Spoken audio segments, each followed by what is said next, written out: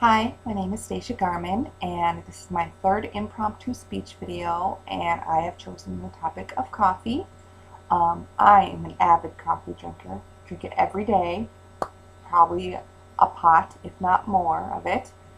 I remember my first cup of coffee. I was 20 years old. I was on vacation with my mom and my two sisters.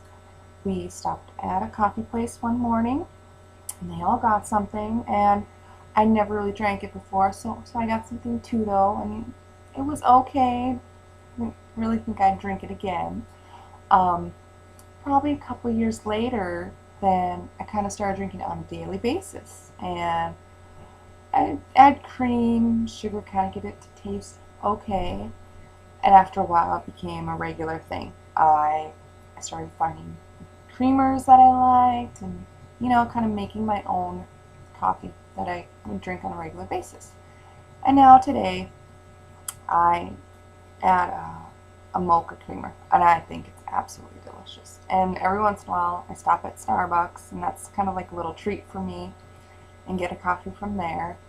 Uh, Anybody who is a coffee drinker understands how wonderful the first morning cup of coffee is. It's like unlike anything else, and any coffee drinker knows exactly what I'm talking about.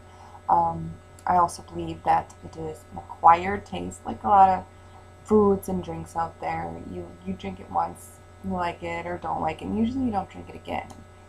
I know that I can never drink just straight black coffee. I think it's horrible and bitter and has an awful taste. So I could never do that. And you know what? I commend people that do, because it's just something that I couldn't do.